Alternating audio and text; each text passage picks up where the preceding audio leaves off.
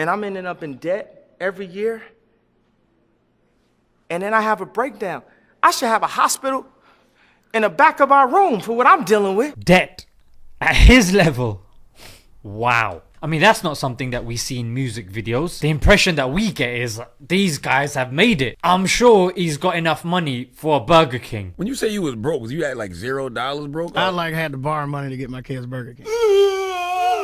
You know, ironically, this is something that adults tell kids all the time. When I was making raps in service to the devil, talking about you a hoe, I love it, all this, I was in debt. But I think when it comes from Kanye, it's more weighty and more credible because obviously he's speaking from experience. And again, this theme of debt and desperation is popping up yet again. A lot of us, we blame artists and say, oh, they put up this sign or they got this in the background. You know what?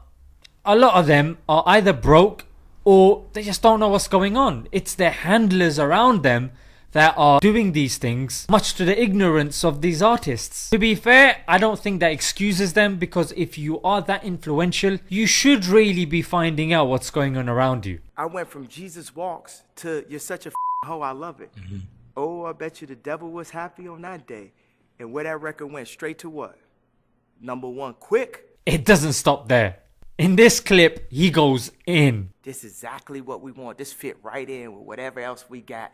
This fit right in with everything we got to deal with opioids. This fit right in with everything we got that promotes killing so that we can have more slaves in the mass incarceration, never ended slave system. This fit right in. I can't believe it. His choice of words in this next clip are very well selected and quite profound. But I definitely was lost. I got lost. I got caught up in my own ego, my own strategy, my own ideas. Because for an artist to do well, they have to conflate and promote their own ego. But as we know, that is a very key characteristic of Shaitan. And promoting this fake lifestyle over and over, morning and evening, eventually does take a toll on one's soul. Bars.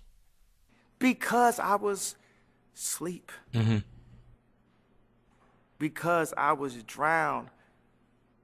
Because I was lost. And it does cause you to become lost and asleep to the realities of life, which is the fact that it's temporary, fake and fleeting. He goes on to drop some more bombs, and this point that he makes about black culture, and it can apply to culture in general, about how it's become diluted and now owned by others to their nefarious ends. We signed to culture vultures.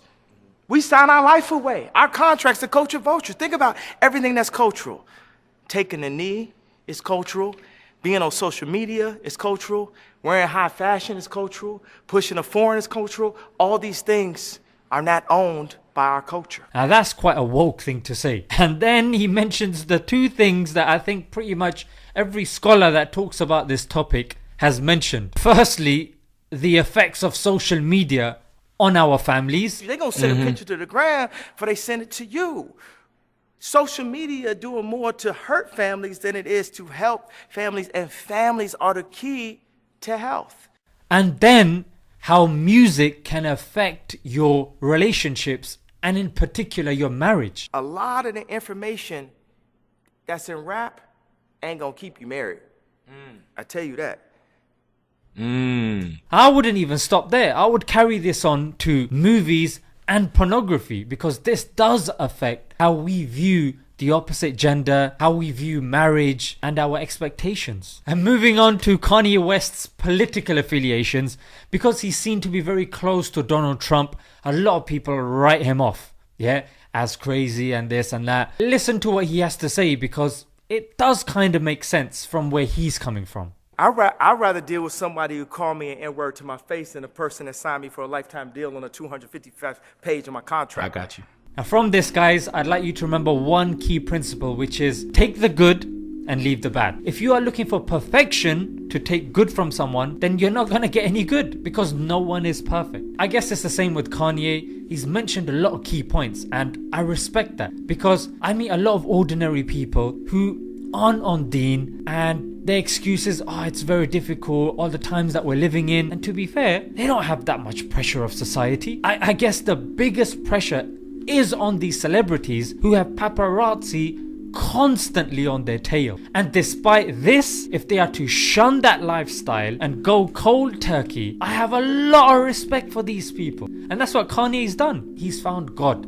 That's the first step. Inshallah, if Allah wills, he will continue his journey and he will come across the final testament, which is the Quran. And we do hope and pray that that happens. But in a time of godlessness and capitalism, for somebody to shun that and hold on to God, I think is respectable. Until next time, guys. I ain't here to argue about his facial features. We're here to turn atheists into believers. Assalamu alaikum